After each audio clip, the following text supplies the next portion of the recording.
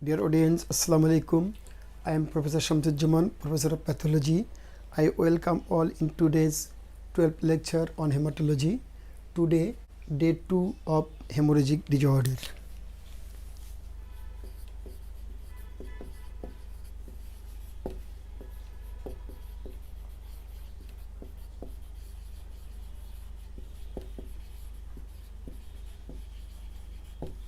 And today's topic is hemophilia.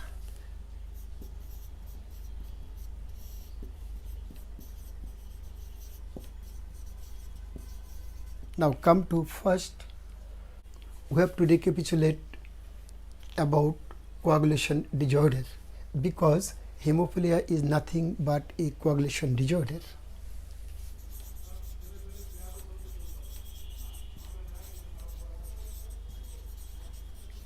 Coagulation disorder. What we mean about coagulation disorder? Coagulation disorder is a type of hemorrhagic disorder,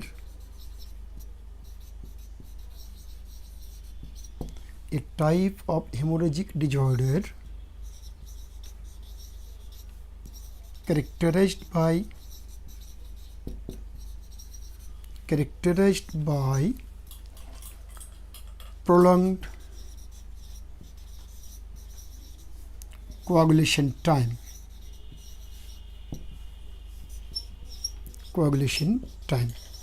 So it is a type of hemorrhagic disorder, that is, coagulation disorder is a type of hemorrhagic disorder characterized by prolonged coagulation time.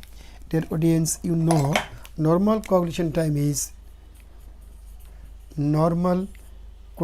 time, that is clotting time, is 5 to 11 minutes.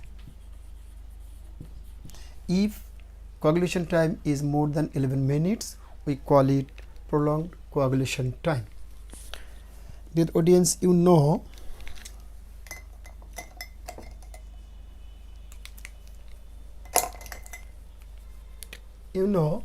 coagulation disorder is a type of hemorrhagic disorder. Now come to what is hemorrhagic disorder.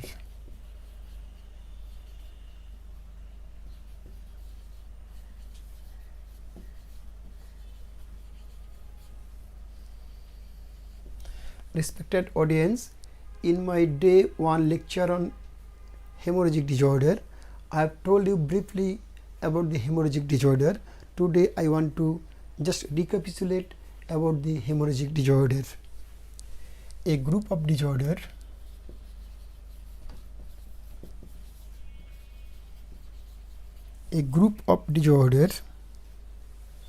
characterized by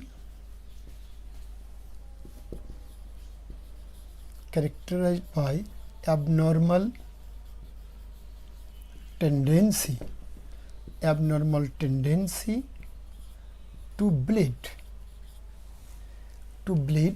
due to defect in hemostatic mechanism.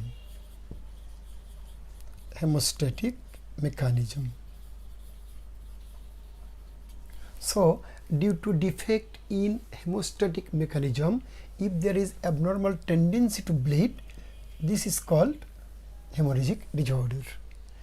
Dear audience, you know for hemostasis there is a role of blood vessel, there is a role of platelet, and there is a role of coagulation factor. So for hemostasis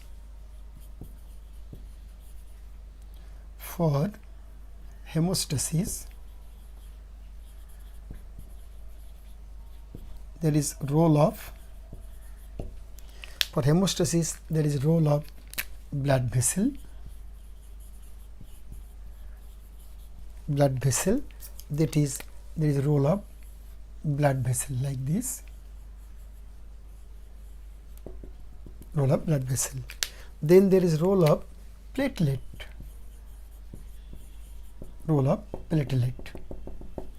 and there is role of coagulation factor.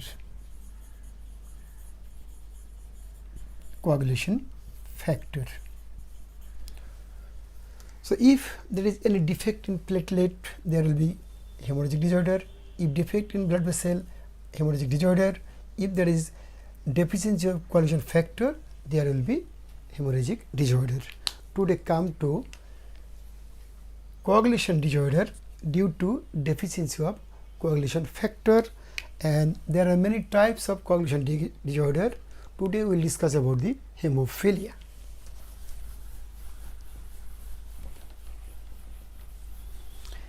Before going to discuss about hemophilia, again we have to recapitulate about the classification of coagulation disorders.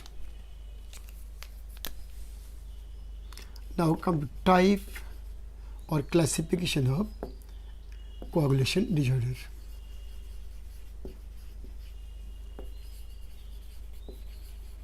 Type or classification of coagulation disorder.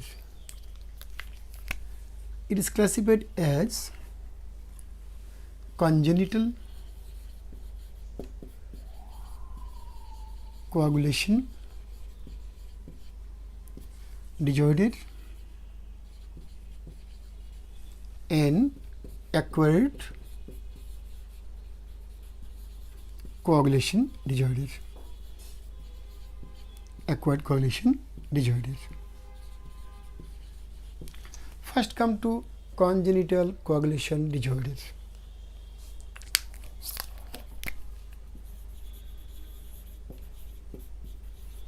Congenital coagulation disorder. Coagulation disorder. Dear audience, we know what is congenital disease. Disease born with is called congenital disease. So congenital coagulation disorders, number 1,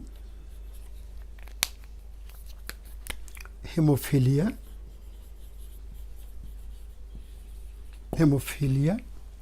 Then von Willebrand disease, then other congenital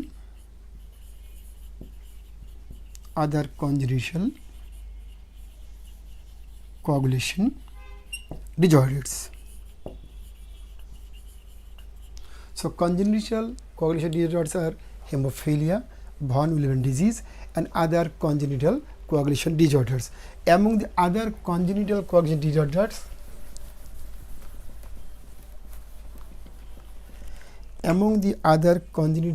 disorders, one is fibrinogen, that is factor 1 deficiency, then prothrombin deficiency,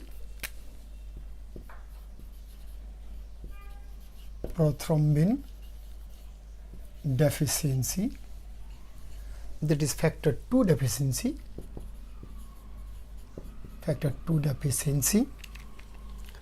Besides this, there is factor 4 deficiency, then factor 7 deficiency, factor 10 deficiency, factor 11 deficiency, factor 12 deficiency, factor 13 deficiency. So these are the other congenital coagulation disorders. These are a bit rare. These are fibrinogen deficiency, prothrombin deficiency, factor 4, 7, 10, 11, 12 and 13 deficiency. These are the congenital coagulation disorders. Now come to acquired coagulation disorders.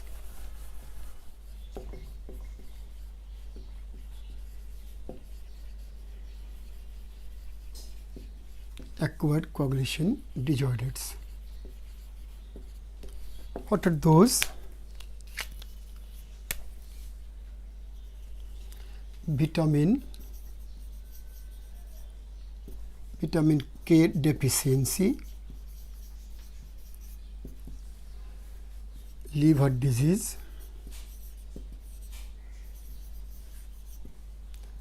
anticoagulant therapy,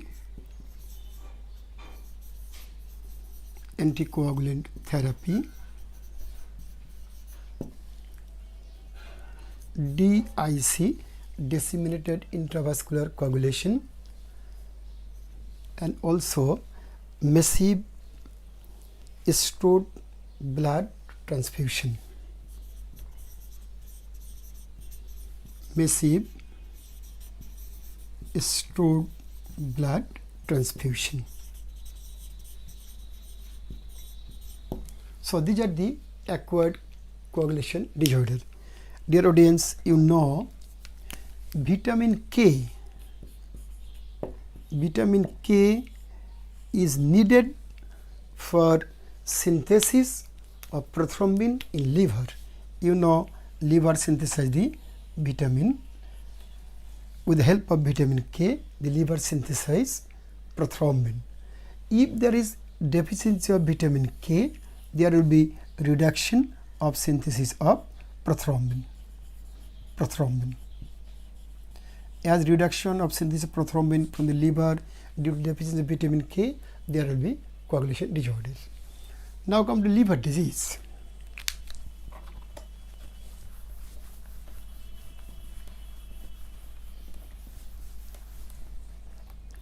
Now come to liver disease. If anybody suffers from liver disease,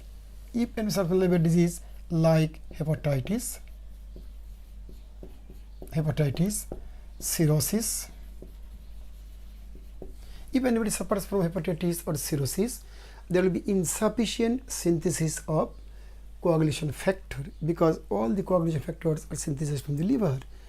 If due to liver disease decreased synthesis of coagulation factor, there will be acquired coagulation disorder as in liver disease.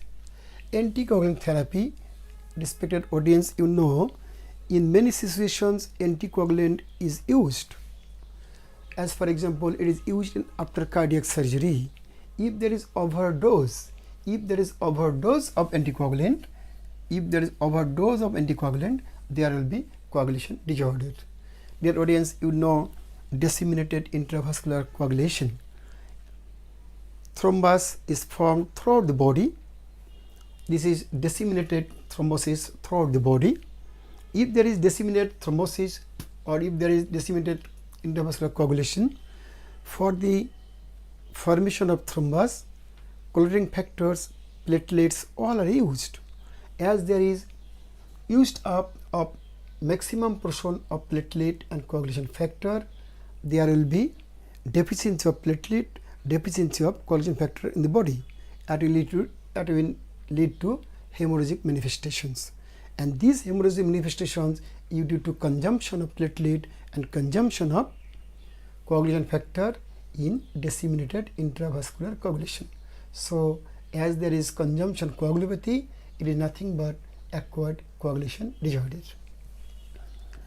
If in times of need, especially after road traffic accident, if there is demand of maximum blood for the patient, in that situation stored blood may be used. If stored blood is used massively, there is chance of development of coagulation disorder. There is nothing but acquired coagulation disorder. Why massive use of stored blood is associated with coagulation disorder?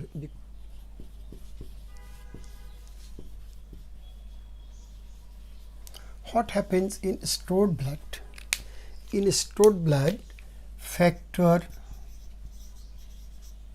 5, there is a labile factor. It is unstable factor. This factor is lost due to storing of blood for a long time.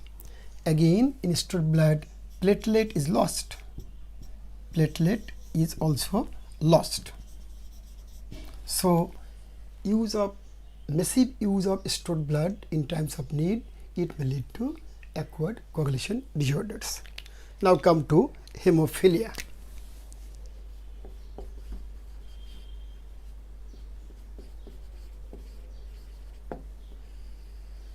Dear audience, hemophilia is a type of coagulation disorder. Now come to how can we define hemophilia. X-linked recessive hereditary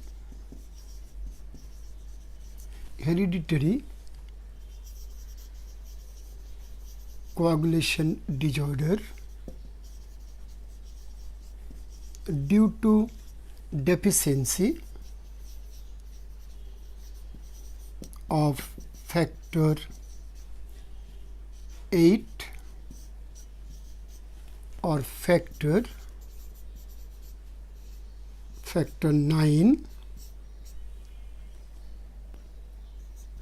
is called hemophilia. So hemophilia, X-linked recessive disorder. Which type of disorder? Coagulation disorder. And this disorder is due to deficiency of factor 8 or factor 9. This is hemophilia. It is X-linked recessive hereditary disorder. So it is a genetic disease. It is a genetic disease. It is a genetic disorder. In this type of disorder, male is sufferer and female is carrier usually. Male is sufferer,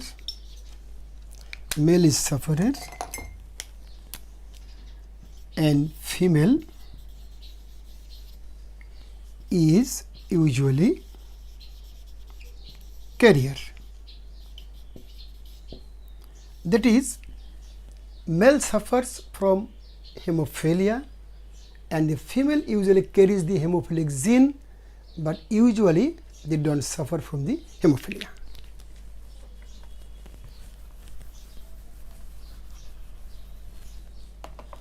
Dear audience, so it is a genetic disorder, it is single gene disorder, and it is hereditary. It means the offspring that suffers from hemophilia, they inherit from their forefathers, from their parents. So it is X-linked recessive hereditary coagulation disorder. Dear audience, now come to pathogenesis of hemophilia. Suppose male 46 XY chromosome, as it is X-linked disorder, if this X containing red one is the mutant gene here, the male carrying mutant hemophilic gene in the X chromosome is a sufferer of hemophilia.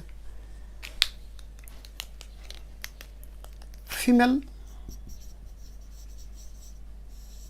46 chromosome XX.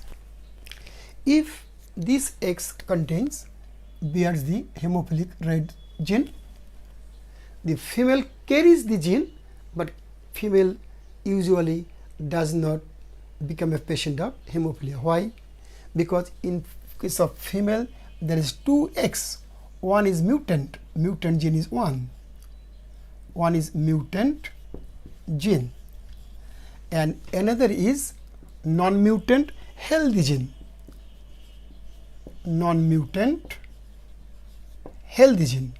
Due to presence of non-mutant healthy gene, this mutant gene cannot be expressed. The mutant gene is not expressed. As the mutant gene is not expressed, there is no expression, so there is no hemophilia. But in case of male, there is mutant gene in the X, mutant gene,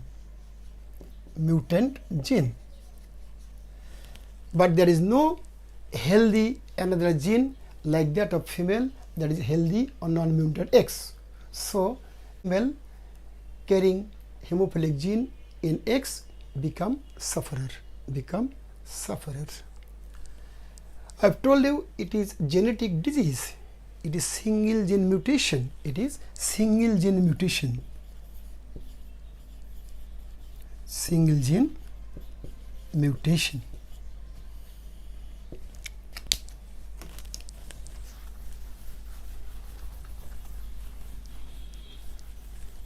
Dear audience, we know for synthesis of factor 8 and factor 9 there is definite gene, and that gene is present in the X.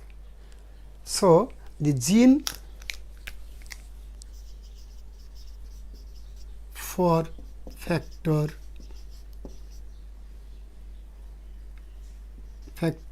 8 and factor 9 is situated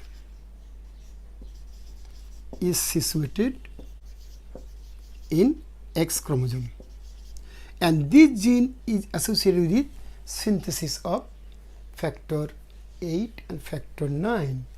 Mutation of this gene is point mutation, and it is nonsense point mutation. As it is nonsense point mutation, there is decreased synthesis of factor 8 and factor 9, or no synthesis of factor 8 and factor 9. If there is no synthesis, it is called a stop codon. It is called a stop codon. So due to nonsense mutation of this gene, nonsense mutation of this gene, what will happen? Either decreased factor 8 and factor 9 synthesis, or there is almost complete absence of factor 8 and factor 9. It is called stop codon, or absence of factor 8 and factor 9. Again, we recall the gene associated with the synthesis of factor 8 and factor 9. If the gene undergo mutation, what type of mutation? Nonsense point mutation. If nonsense point mutation of the gene, what will happen? Either decreased of the factor or absence of factor. If there is absence of factor, it is severe form of hemophilia. Point mutation may occur due to a structural defect of the chromosome.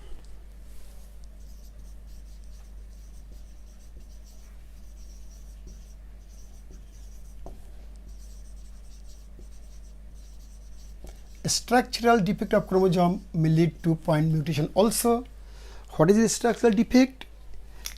Dear audience, you know, if this is the short arm of chromosome, centromere, and this is long arm of the chromosome. If a segment of this chromosome is detached from here, like this, first detachment, like this.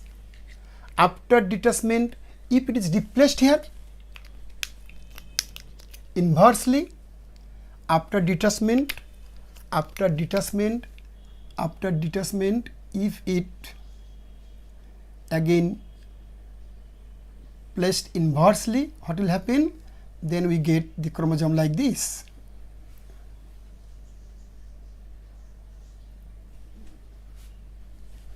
This point come here and this point come there, and it is called inversion. This structural abnormality or a structural defect or a structural abnormal chromosome is called inversion. It is called inversion. If inversion occurs, a segment of chromosome is detached, then replaced inversely. It is called inversion. Due to inversion, there may be mutation of this gene. If such type of mutation occurs due to structural abnormality of the chromosome, that is due to inversion, there will be severe form of hemophilia. In this type, there will be severe form of hemophilia. So this is the pathogenesis of hemophilia. Now come to types of hemophilia.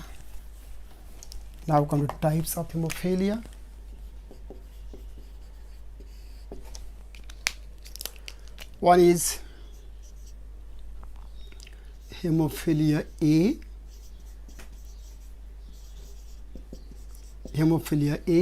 It is called true hemophilia or it is called classical hemophilia. It is due to factor 8 deficiency. Dear audience, you know factor 8 is called anti-hemophilic factor. If there is deficiency of anti-hemophilic factor, that is deficiency of factor 8, it is called hemophilia A. It is also called true hemophilia, true or classical hemophilia. It is true or classical hemophilia. Another is hemophilia B. Hemophilia B, it is due to factor 9 deficiency. What happens here? Deficiency of factor 9, and factor 9 is called Christmas factor. So deficiency of factor 9, it is hemophilia, and it is also called Christmas disease, also called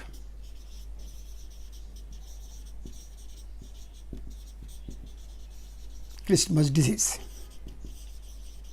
So this is the classification of types of hemophilia. Now come to, if anybody suffers from hemophilia, what may be the clinical presentations. Now come the clinical presentations of hemophilia.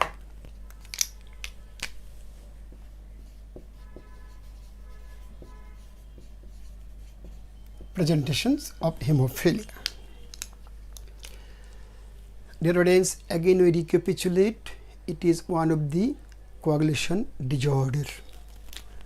So presentations may be wound bleeding. If anybody suffers from any wound in his skin or etc. places, there will be bleeding, and after 5 to 11 minutes, usually bleeding is stopped. If bleeding is not stopped within this normal time, it indicates increased coagulation time. It may be a case of hemophilia wound bleeding. Spontaneous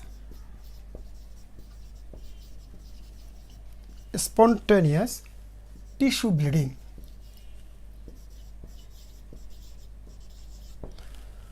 Without any injury, without any trauma, there is spontaneous tissue bleeding, indicates hemophilia. Bruise following slight injury. Usually due to slight injury, we do not have any bruise, but if anybody suffers from hemophilia, slight injury may lead to bruise.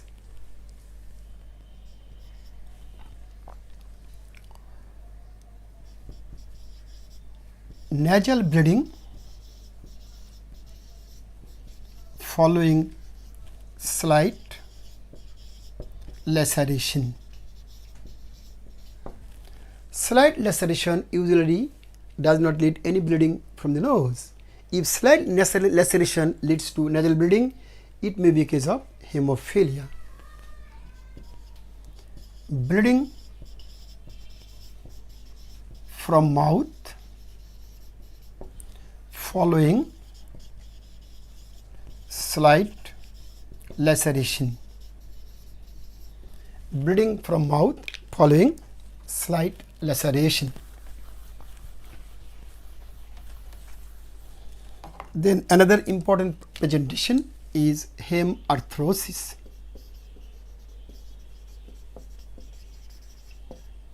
Dear audience, If a baby of 3 years or 2 years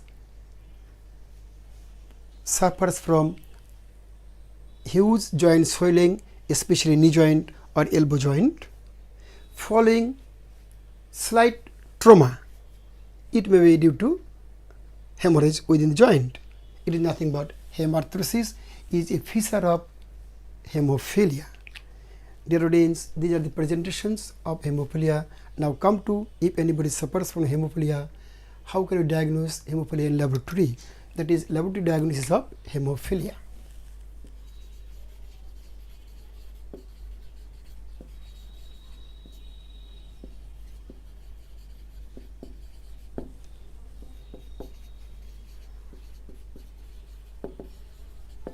Laboratory diagnosis of hemophilia. We have to do blood examination.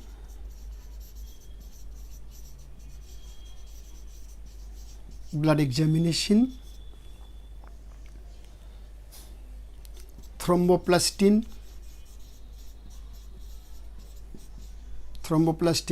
generation test,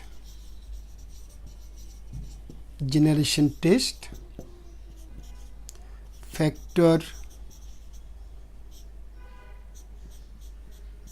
8 and factor 9 assay, and lastly identification of gene,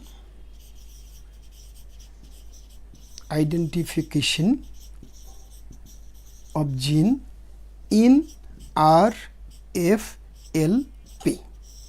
So these are the laboratory investigations for diagnosis of hemophilia.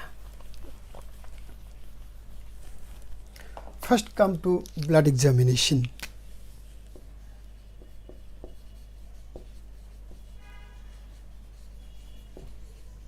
Blood examination.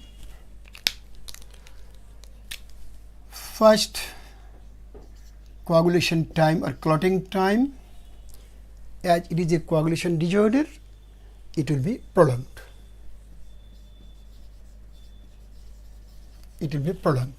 Then bleeding time, it will be normal. As it is not thrombocytopenia, so bleeding will be normal. Then we have to do hemoglobin may be reduced. That is, patient may be anemic. Then we have to do ESR. It may be within normal range or elevated, also. Then we have to do total leukocyte count. The total leukocyte count may be normal, but during the episode of bleeding, during the episode of hemorrhage, there will be leukocytosis. Dear audience, we can recapitulate. Hemorrhage is one of the cause of leukocytosis. So it may be normal count or within normal range, or may be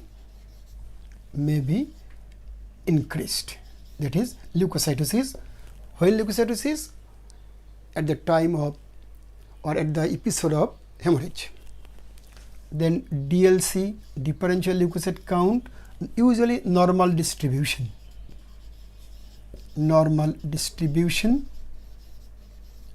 But at the time of or during the episode of hemorrhage, there will be neutrophil predominance during episode of hemorrhage. Predominance of neutrophil when during episode of hemorrhage. So during episode of hemorrhage, predominance of neutrophil.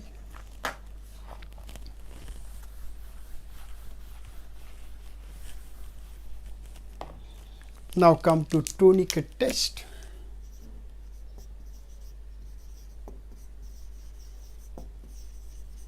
Dear audience, you know, in thrombocytopenia, in ITP, tourniquet test is positive. but tourniquet test is negative in case of hemophilia. Negative. We have to do peripheral blood film examination.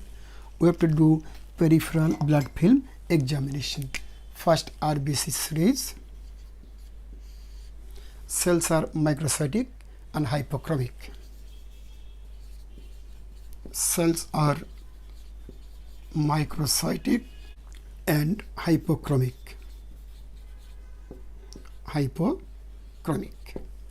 WBC series. Cells are mature. It is not a disease of RBC, not a disease of platelet, not a disease of WBC. So cells are mature with normal distribution,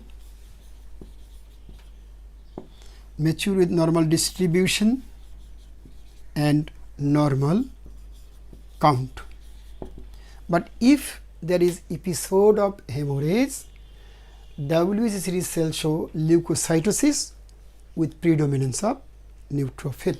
Otherwise, cells are normal count with normal distribution. Platelet adequate in number.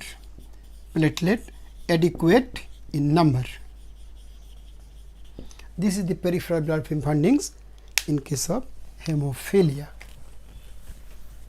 Now come to prothrombin time.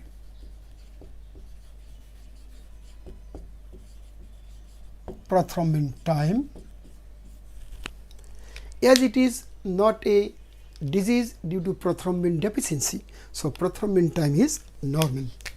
It is normal. Then TCT, thrombin clotting time.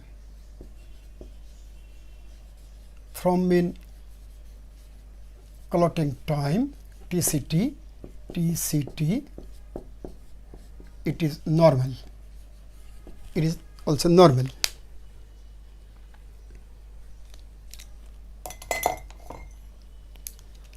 Then APTT, activated partial thromboplastin time. Activated partial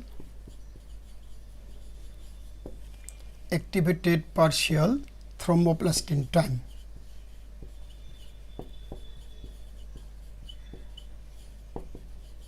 APTT, it is prolonged. Dear audience, normal APTT is 35 to 45 seconds. If anybody suffers from hemophilia, it is prolonged. Normal APTT is 35 to 45 seconds. Dear audience, now come to procedure of APTT.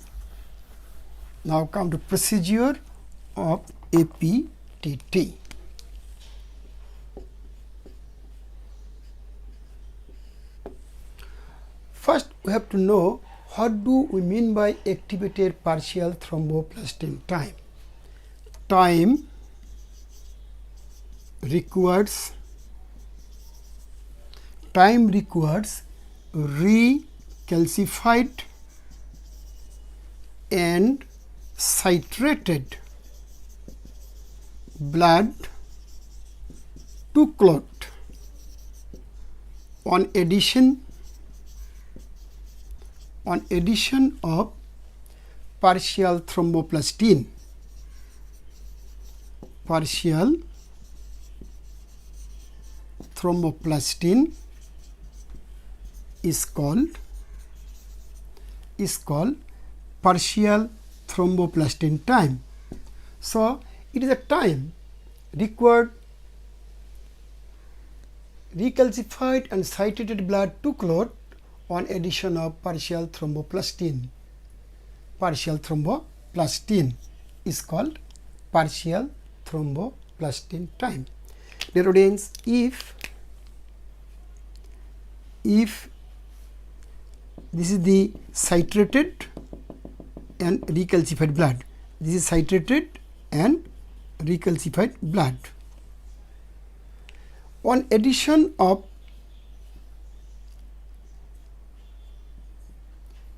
partial thromboplastin,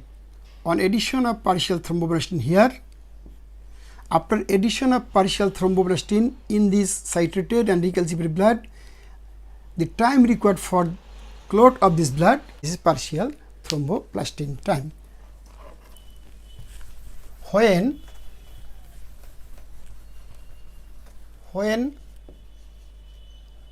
commercial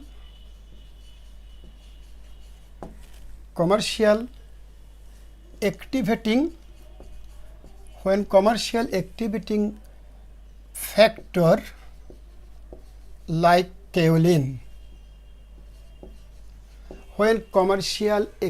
factor like kaolin, is added here, kaolin is added to standardize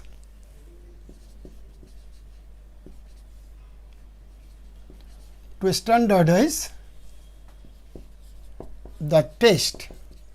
After addition of activating factor like kaolin to standardize the test, this partial thromboplastin time, then it's called activated partial thromboplastin time. Again we recall, time required recalcified and citrated blood to clot on addition of partial thromboplastin is called partial thromboplastin time. When kaolin as activating factor is added here to a standardized test, then this partial thromboplastin time is called activated partial thromboplastin time. Dear audience, now come to thromboplastin generation test.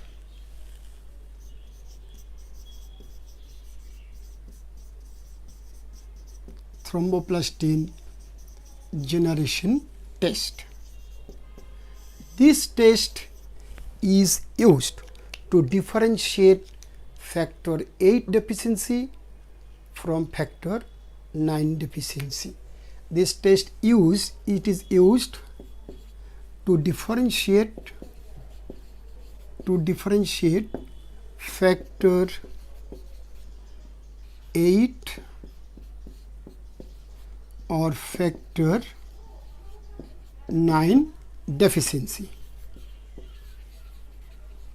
So to differentiate factor 8 deficiency and factor 9 deficiency, thromboplastin generation test is used. Now come to factor 8 and factor 9 assay. If we can assay factor 8 and factor 9, we can diagnose why hemophilia, what type of hemophilia, whether it is hemophilia A or hemophilia B. Lastly, the test is identification of gene, identification of gene in RFLP. Respected audience, what we mean about RFLP? Respected audience, you know, we can diagnose genetic disease either by direct identification of gene or by gene tracking. What is RFLP? R restriction fragment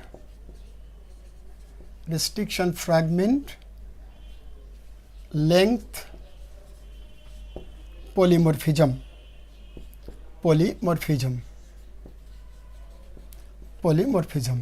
So RFLP means, is an abbreviation, stands for restriction fragment length polymorphism. Dear audience, you know, if this is gene, if this is gene within the chromosome, every individual in its gene there is a restricted fragment. And this fragment has got definitely length. Suppose this is RFL. This is very much restricted length of a fragment of gene for each and every individual, and this is restricted part of gene. It is a fragment of gene. It has got length, and this length or this restricted fragment varies from individual to individual. So this fragment is very much polymorphism. So it is called restriction, fragment, length, polymorphism. Again recall, this is a fragment of gene.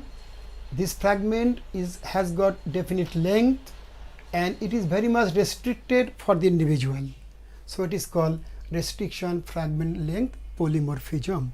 Within this RFLP, we can identify the mutant gene. We can identify the point mutation of the gene associated with synthesis of factor 8 and factor 9. If we can identify the gene associated with this hemophilia in the RFLP, this is the final diagnosis of hemophilia. Dear audience, this is all about the hemophilia. I have told you first the definition of hemophilia, then type of hemophilia, then